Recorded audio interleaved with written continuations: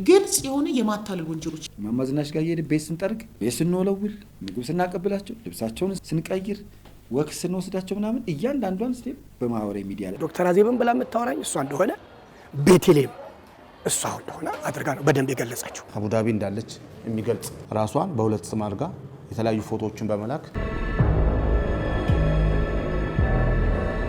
በቲክቶክ ተዋውቀው ሰባዊነት ተሰምቶት በማህበራዊ ሚዲያ የደረሰባትን ችግር ስትነግረው ለመርዳትና ለመተባበር ባደረገው ጥረት ወንጀል እንደተፈጸመበት የግል ተበዳይ ዳዊት ወልደ ዮሐንስ ነግሮናል። ከሌሊቱ 6:07 አካባቢ ጸሎት ጸልዬ እንደጨረስኩኝ አንዳንዴ ቲክቶክ ላይ ቼክ አደርጋለሁና ጥሩ መንፈሳዊ ነገር ሰላማዊ ንግግር ያለበት ላይ እገባለሁ። ከዛ በዚህ መሃል እኔ ገና ገስት ሳስገባ አንዳንድ ነገሮችን እንድታግዙ ይፈልጋለሁ፣ እንድትረዱ ይፈልጋለሁ፣ የጸሎት ነገር ነው የምፈልገው እና እባካችሁ አስገቡኝ። እኔ ጋም ትልክና አንተ ቶሎ እንደመጣ አስገቡህ እባክህ ለምንልኝ አለች። ገባች። በመሃል ማን ነው ስምሽ? ቤት ይባላለሁ፣ ቤቴሌም ይባላለሁ አለች። ተናገረች ላይቭ ላይ እንደዚህ ባለቤቴ በኮቪድ ምክንያት ነው የሞተው። አምባሳደር ነበረ፣ ምኖረው ባህሪን ነው። አሁን ግን ያለሁት አቡዳቢ ነው። አቡዳቢ ነው ያለሽው? አዎ። እና ምን ተቸገርሽ? ጸሎት እፈልጋለሁ። ከዛ ዲቦራ የምትባለው ጸለየችላት። ከዛ በዚህ ውስጥ እኔ ጋር ቴክስት አደረገች። እግዚአብሔር ይስጥልኝ፣ አመሰግናለሁ፣ በጣም ምስክርነትህ ልብ ይነካል። በቃ በደካማ ጎን ገባች። ዋትሳፕ ቁጥር ልላክልህ፣ አንድ ዘመድ ያለች ዶክተር ያ እንደምታውቀን እዚህ ሀገር ላይ በጣም እንደዚህ እንታወቅ ነበረ። የታዋቂ ሰዎች ስም እዚህ ሀገር ትልልቅ ሆቴል ምናምን ያላቸው ሰዎች ፎቶ ምናምን መላክ ጀመረ። አንድ ቤተሰብ የሆነች አለች ዶክተር አዜብ ትባላለች። እሷን ብትተዋወቃት ፈቃደኛ ነው ያለች። ምን ችግር አለ? አንቺንም ታወቀን አይደል? ምን ችግር አለ? በግልጽ ይሄንን ጉዳይ ነገርኳት። በኋላ ላይ ከኔ ጋር መጻጻፍ ጀመረች። ከዛ ዶክተር አዜብ እባላለሁ፣ እንተዋወቅ፣ ቤቲ ሰታይ ነው፣ እግዚአብሔር ይባርካችሁ፣ በጣም የምታደርጉት ነገር በጣም ደስ ይላል። ቤቲ ስቃ አታውቅም ነበረ። በዚህ ሁኔታ ውስጥ እያለሁ ስትጽፍልኝ መዝሙር እየቀላቀለች ድምፅ ትልክልኝ ጀመር። ቮይስ በተጠረጠረችበት ወንጀል ላይ ሁለቱንም ስልክ ቁጥር ተመዝግቧል። ቁጭ ብለው ሲጠይቋት በሁለቱም ስልክ ታወራኝ እንደነበረና በዋትሳፕ ሁለቱም ዶክተር አዜብን ብላ የምታወራኝ እሷ እንደሆነ ቤቴሌም እሷ እንደሆነ አድርጋ ነው በደንብ የገለጸችው። አጭበርባሪዎች ወይም ለማታለል የፈለጉ ሰዎች የውስጥ ማንነትን በማጥናት አሳዛኝ ሆነው በመቅረብ የማታለያ መረባቸውን ይጥላሉ። የግል ተበዳይ ዳዊትም የሰማውን አምኖ ለትብብር ባደረገው በጎ ተግባር ገንዘብ እንደተወሰደበት ይገልጻል። እንደው ቤትዬ ነገ ኤሌክትሪክ ጌቱ ከተሳካና ከመጣች አንድ ጓደኛችን ከአርባ ምንጭ ወደ ሻሸመኔ አቦ ሊያነግሱ ሄደው በመኪና አደጋ ሞቷል። ፌስቡኩ በሙሉ ነበር። አንደኛው ወንድ ትለኛለች የጓደኛችን ወንድም ነው። መምጣት ስላልቻለች ፍቃድ ስለሌላት ገንዘብ አዋተናል፣ ቤት ይዛ ትመጣለች። በጣም ጥሩ፣ ችግር የለም፣ ከእሷ ጋር ሆነን እናቀብላል። ግን ለዚህ ለአደጋው ላለበት ነገር ከዛ ስክሪን እንትን እያደረጉ ስለሆነ ገንዘብ አዋተናል $750። ቤቲ ስትመጣ ነገ ስትመጣ በዚህ አካውንት ብታስገቡ 11 ሰዓት 10 ሰዓት አካባቢ በእኛ ከቀኑ ቴክስት አደረገችልኝ። ወደ 68 ሺህ ብር እነዚህ ሰዎች ፈለጉ። በእርግጥ ገንዘቡም አለ እና ቤቲ ነገ አንደኛውን ስትመጣ ከብት መግዛት ፈለጓለች። ወዲያው ጓደኛዬ ዘውድ ይባላል፣ ለእሱ እጄ ላይ ያለው 45 ሺህ ብር ስለነበር ወደ እሱ አካውንት ላኩ። ምንድን ነው አለኝ፣ ይህን 90 ሺህ ብር ቅድምን ያስገብቼ ነበር። ፌስቡክ ላይ አይተህ የለ አቦ አንግ ሰው ሲመለሱ በመኪና አደጋ ከሞቱት ውስጥ አንዷ አሁን ነገ የምትመጣ የጓደኛቸው ወንድም ነው እና ብሩን ይዛ እየመጣች ስለሆነ ብሩን ሲመጣ ስለምንተካ እባክህ አንተ 23 ሺህ ብር ጨምር አልኩትና 68 ሺህ ብር እንደገና አስገባ። ካስገባ በኋላ ግን ሌሊቱን ሙሉ አብሰለሰለኝና ከብት እንዴት አሁን 2 ወር ጾም ነው። በዚህ ወዳዲ ጾም ላይ በምን ምክንያት ነው ከብት ነው? ዋትስአፕ ስከፍት ማአት መልእክት መጣ።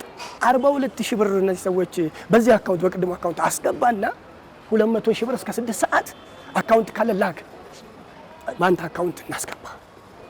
እኔ ኤሌክትሪክ ትኬት ስለሆነ ተጠባቂ ስለሆነ ዛሬ አትሄጂም አለኛለች።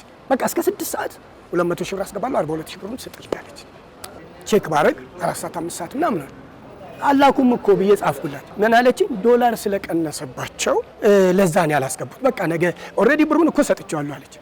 ከላከ አንተ ቤቲ ነገ ስትመጣ ለሷ ትሰጣታለህ፣ ችግር የለውም ባይ ምንም የለም ማታ ምንም ነገር። እዚህ ጋር ዶክተር አዜብ ሆና ስለ ቤቲ በቃ ደስታዋ ሰላሟ እንደተጠበቀ ስለምትነግረኝ በደስታ ነው የምጠብቀው እግዚአብሔርን እያመሰገንኩ። አሁን ወደ ኤርፖርት ወደ ዲዩቲ ፍሪ ገብቻለሁ። ከዛ ምን አለች መጨረሻ ላይ እንደው ጄቱርና ቪትስ አለን እዛ ደብረ ዘይት ጄቱሩ ሰርቪስ ተደርጎ ምን ብሎ ወደ 23 ሺህ ብር አውጥቷል አለኝ ልጁ። እና ያችን ብር አሁን ብታቀብለው ጄቱሩን ይዞ አይ መኪናኛ የእህቴ ባላለ እንቀበልሽና ከዛ በኋላ አንቺ ወደምታስመጭ ምንም ችግር የለም በቃ እኔ ነገ ከአካውንት አስገባለሁ ብዬ ነበር ካልተቻለ ችግር የለም አለች። ይሄን ደግሞ ያለች ማለት ቤቲ እስከ 200 ሺህ ብር ድረስ ሐሳብ ያቀረበችው አዜብ ነበረች። በኋላ ላይ ልክ ይሄንን እንዳደረገች ብናይ ለሊት 9:45 መጣን። ፕሌኑ ገባ። እስከ 2 ሰዓት ብንጠብቅ ምንም ወፍ የለም። ሁለት ማንነትን በመያዝ የግል ተበዳይ ላይ የማታለል ወንጀል ስትፈጽም የነበረች ተጠርጣሪን በመያዝ ሂደት ገንዘብ ተቀባይ የነበረውን ተጠርጣሪን ጨምሮ ፖሊስ ጠንካራ ክትትልና ቁጥጥር በማድረግ ሊይዝ መቻሉን የአራዳ ክፍለ ከተማ ፖሊስ መምሪያ ወንጀል ምርመራ ቲም ኃላፊ ኢንስፔክተር ዘሪሁን ኩምሳ ገልጸዋል። የግል ተበዳዩ መጥቶ እንዳመለከተ ያደረግነው ምንድነው ቡድን ማዋቀር ነው። ቡድን ስናዋቀር የምርመራ ክትትሎችን አንድ ላይ በማድረግ ተያይዘው ይህንን ወንጀል በትኩረት እንዲሰሩ ተገለጸላቸው። ያ ከተገለጸላቸው በኋላ የግል ተበዳይም ከአዲስ አበባ ፖሊስ ካሉ ክትትሎች ጋር በማቀናጀት የግል ተበዳይ ተጠቅምባቸዋል የተባሉ ፌስቡክ አካውንቶችን ከቴሌ በመጠየቅ ከንግድ ባንክ ይህን ደብዳቤ ጠይቀን ስንጠይቅ ሙሉ አድራሻ ነው የሌላኛው ተጠርጣሪ የተሰጠን። የግል ተጠርጣሪዋ ግን ይህንን ወንጀል ስትፈጽም ያው ከሱ ጋር የተጻጻፋቸው የተለያዩ ማስረጃዎች ከቴሌ የወሰድነው አለ። ያ ምንድነው ራሷን በሁለት ስም አድርጋ የተለያዩ ፎቶዎችን በመላክ የግል ተበዳይ እምነት እንዲጥል በማድረግ የተለያዩ ሰዎችን ፎቶ ቴክስት በማድረግ አቡዳቢ እንዳለች የሚገልጽ ቦታዎችን ፎቶ እያነሳች የምትልክለትና በቴክስት ከሱ ጋር የሚገናኙበት ሁኔታ ነው የነበረው።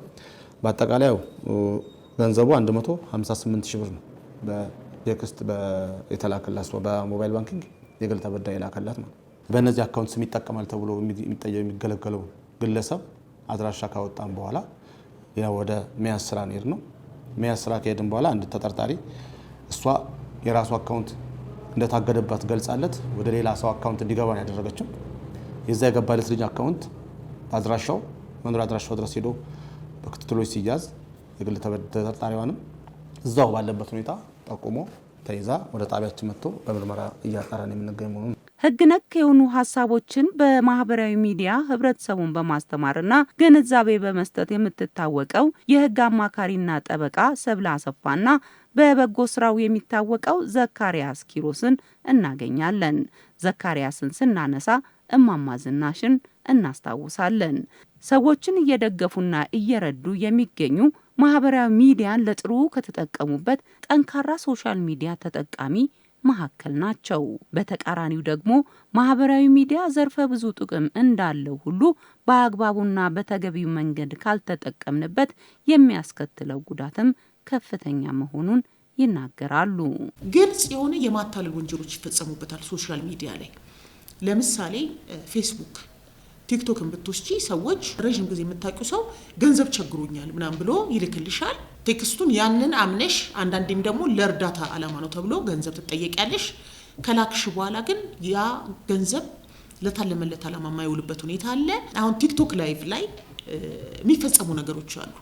ለምሳሌ ጸልዩልኝ የሚለው በጣም ሀብታም መሆናቸውን የሚፈልጉት ጸሎት ብቻ መሆኑን ከገለጹ በኋላ ግን ሰዎች ያንን ትክክለኛ ማንነታቸው ያነው ወይ ተብሎ ሲጣራ ያማይሆኑበት ቲክቶክ ላይቭ ላይ ገብታ በድምጽ ያቀረበችው ማንነቷ ትክክለኛዋ ማንነት የማይሆንበት ዱባይ ነኝ ብላ አዲስ አበባ ሆና እርዳታ የምትሰበስብ ዱባይ ሆነው ደግሞ አውሮፓንን እያሉ ሴቶችን የሚያታልሉ ወንዶች አሉ። የሚፈጸመው የማታለል ወንጀል ሲሪየስ የምትይው አይነት ነው። ያው በኢትዮጵያ በፌዴራል ወንጀል ሕግ አሁን 692 በግልጽ የማታለል ወንጀል እስከ 5 ዓመት የሚያስቀጣል። አሁን እንግዲህ ከኛ ተሞክሮ እንኳን ብታይ እማማ ዝናሽ አሁን ላይና ስናገኛቸው ያላቸው በህዝብ ዘንድ አንድ አይደለም። ለምን ሆነ?